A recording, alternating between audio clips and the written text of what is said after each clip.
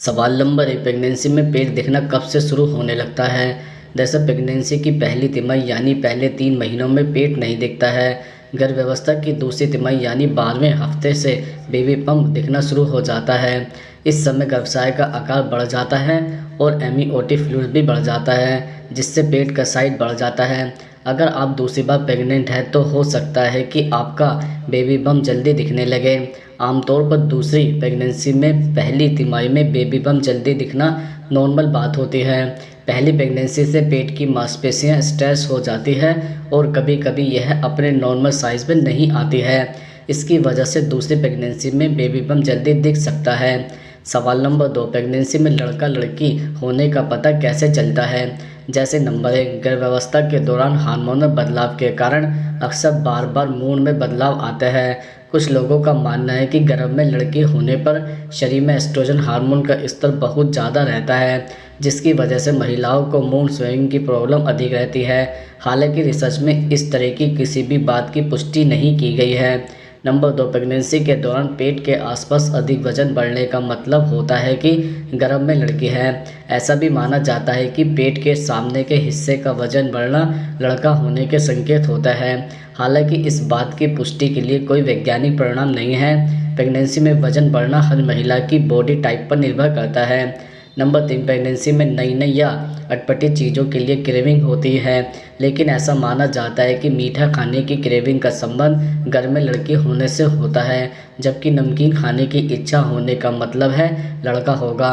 लेकिन प्रेगनेंसी में food craving का बच्चे के सेक्स से संबंध को लेकर कोई वैज्ञानिक परिणाम मौजूद नहीं है। नंबर 4, ऐसा माना जाता है कि तेलीय और बेजान बाल होने का मतलब है कि गर्भ में लड़की है। इस मान्यता का कोई वैज्ञानिक आधार नहीं है। वहीं दूसरी ओर तेल के उत्पादन और बालों में बदलाव आने का संबंध हार्मोनल या डाइट में बदलाव से हो सकता है।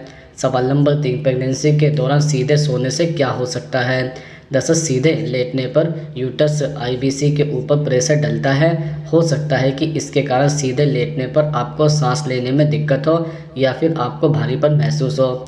इस वजह से आपको चौथे महीने के बाद से पीठ के बल सोना बंद कर देना चाहिए। इस समय सीधे लेटने की वजह से एसिडिटी वगैरह भी हो सकती है। सवाल नंबर 4, प्रेगनेंसी में बच्चे का रंग गोरा करने के लिए क्या खाना चाहिए। दरअसल बच्चों का रंग माँ बाप और जीन्स पर डिपेंड करता है, लेकिन कुछ चीज़ें ऐसी हैं जो बच्चों का रंग गर्भावस्था के दौरान ही निखारने में मदद करती है। जैसे प्रेगनेंसी के दौरान महिलाओं को नारियल पानी पीने की सलाह दी जाती है।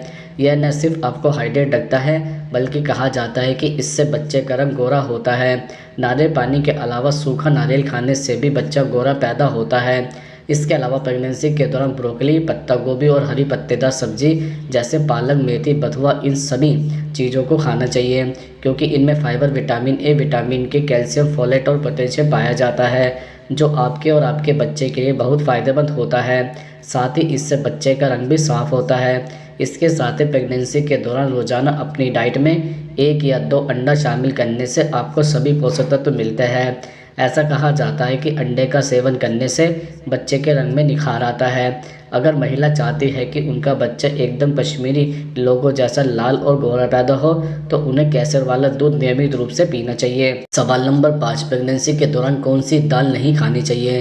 दरअसल कुछ महिलाओं को प्रेगनेंसी के दौरान चना खाने से परेशानी हो सकती है। ऐसे में आपको चना या उससे बनी दाल या सब्जी का सेवन नहीं करना चाहिए। काबुली चने से बनने वाली दाल का भी प्रेगनेंसी के दौरान सेवन करने से नुकसान होने की संभावना रहती है। इससे पेट में गैस और अपच की दिक्कत हो सकती है। प्रेगनेंसी के दौरान आपको उड़द दाल का सेवन काफ़ी सावधानी से करना चाहिए। सवाल नंबर 6, प्रेगनेंसी में ब्रा पहनने का सही समय और तरीका क्या है। दरअसल अपनी ब्रेस्ट को सहारा और आरामदायक रखने के लिए सही प्रेगनेंसी ब्रा पहनना जरूरी है। जैसे जैसे आपकी गर्भावस्था आगे बढ़ती है, हार्मोनल उतार चढ़ाव के कारण आपके ब्रेस्ट का साइज बदल सकता है। ऐसे में आपको इन बदलावों के अनुसार अपनी ब्रा को अपग्रेड करना चाहिए। आपको नई ब्रा खरीदने के लिए कुछ बदलावों को महसूस करना होगा, जैसे कप के ऊपर ब्रेस्ट का फैल जाना। जब ब्रा टाइट फिटिंग हो जाए, आप अपनी सामान्य अंडरवायर ब्रा के साथ असहज महसूस करने लगे और साथ ही सांस की तकलीफ या गहरी सांस लेने में परेशानी हो रही है तो आपको अपनी ब्रा शॉपिंग के लिए जाना चाहिए। ऐसी ब्रा चुनें जो न तो बहुत ढीली हो न ही बहुत टाइट हो। इसी के साथ यह एक हल्के सांस लेने वाले कपड़े से बना होना चाहिए। इस समय पर कॉटन ब्रा पहनने की सलाह दी जाती है। लेस और सिंथेटिक कपड़ों से बचें। सवाल नंबर 7, प्रेगनेंसी में शारीरिक संबंध बनाना चाहिए या नहीं। दरअसल गर्भवती महिलाओं को प्रेग्नेंट होने के बाद काफ़ी सावधानी बरतनी पड़ती है। उनकी एक गलती अनचाहे गर्भपात की वजह बन सकती है। शायद इसी वजह से लोग प्रेगनेंसी के दौरान सेक्स करने से परहेज करते हैं। कई लोग प्रेगनेंसी के दौरान सेक्स को गर्भ में पल रहे बच्चे के लिए खतरनाक मानते हैं। ज़्यादातर लोग प्रेगनेंसी के 3 महीने बाद पार्टनर के साथ सेक्स करना बंद कर देते हैं, जबकि मेडिकल साइंस लोगों में फैली ऐसी भ्रांति को सिरे से खारिज करता है। डॉक्टर्स का कहना है कि इस दौरान महिलाओं के शरीर में कई फिजिकल और हार्मोनल बदलाव आते हैं और इस दौरान महिला पार्टनर के मन में सेक्स की ख्वाहिश सबसे ज़्यादा होती है। यह सच है कि प्रेगनेंसी के दौरान कुछ महिलाओं के लिए सेक्स ज़्यादा आनंदमय होता है। डॉक्टर्स कहते हैं कि सेक्स सिर्फ एक यौन सुख ही नहीं है, बल्कि पार्टनर से ज़्यादा बेहतर कनेक्ट होने का एक जरिया भी है। इस स्थिति में महिलाओं के शरीर का रक्त प्रवाह काफ़ी तेज़ होता है और सेक्स ड्राइव भी बढ़ जाती है। यही कारण है कि वह सेक्स को ज़्यादा एंजॉय करती है। अब हम आपको बताते हैं कि प्रेगनेंसी में कब सेक्स नहीं करना चाहिए। जैसे ब्लीडिंग बहुत ज़्यादा होने की स्थिति में डॉक्टर सेक्स न करने की सलाह देते हैं। दूसरा, एनाइटिक फ्लूइड के लीक होने पर बच्चे की जान को खतरा होता है। इस कंडीशन में भी सेक्स नहीं करना चाहिए। अगर आपको पहले भी मिसकैरेज की समस्या हो चुकी है तो सेक्स करने से पहले एक बार डॉक्टर से ज़रूर सलाह ले लें। अगर आपके घर में जुड़वा या उससे ज़्यादा भ्रूण है तो इस स्थिति में सेक्स करने से प्रेगनेंसी में कॉम्प्लिकेशन आ सकते हैं।